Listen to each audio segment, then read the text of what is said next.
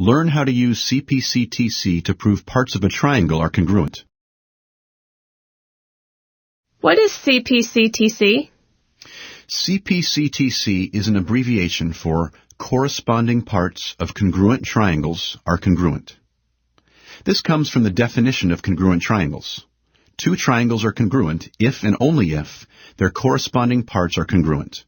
This includes the three sides and the three angles. Before we can look at how to use Cpctc, let's review 5 different postulates and theorems that prove triangles congruent. These are the side-side-side postulate, the side-angle-side postulate, the angle-side-angle postulate, the angle-angle-side theorem, and the hypotenuse-leg theorem. Once we know two triangles are congruent, all their corresponding parts are congruent. Since triangles RST and ABC are congruent by the hypotenuse-leg theorem, side RT is congruent to side AC, angle S is congruent to angle B, and angle T is congruent to angle C. In a proof, this reasoning would be Cpctc, since the corresponding parts of congruent triangles are congruent. When is it used in a proof? Cpctc is used after you prove two triangles are congruent. Let's look at an example. In this problem, segment AB is both parallel and congruent to segment ED. We need to prove that segment BC is congruent to segment EC. Begin with the given statements.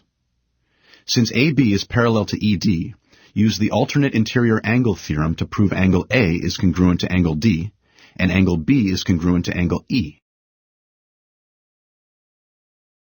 Triangle ABC and triangle DEC are congruent by the angle-side-angle postulate. Now that the triangles are congruent, the corresponding parts are congruent. So segment BC is congruent to segment EC by Cpctc. Can you also do an example with the flow proof? Sure. In this problem, M is the midpoint of segments AC and BD. We need to prove that segment AB is congruent to segment CD. Just as in a 2-column proof, begin with the given statements.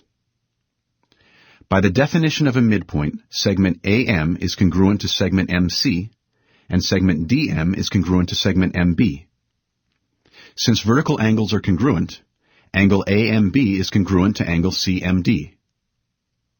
Using these congruent segments and angles, we see that triangle AMB is congruent to triangle CMD by the side-angle-side postulate.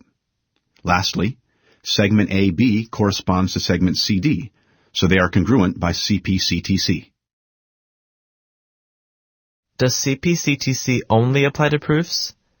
Cpctc is always used to identify segments or angles that are congruent after showing two triangles are congruent. Besides proofs, Cpctc also allows us to set up equations based on these congruent parts. In this example, we need to solve for x and y. First, mark what sides and angles are congruent.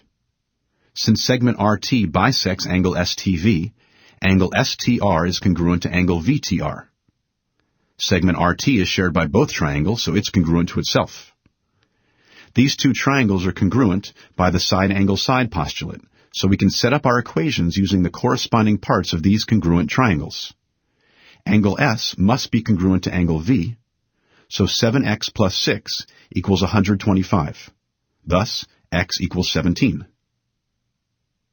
Also using Cpctc, we see that segment RS must be congruent to segment RV, so 2y plus 13 equals 6y minus 3. Solve this equation, and y equals 4. As you can see, identifying the corresponding parts of congruent triangles by Cpctc is important, not only in completing proofs, but also for solving problems where congruent triangles exist.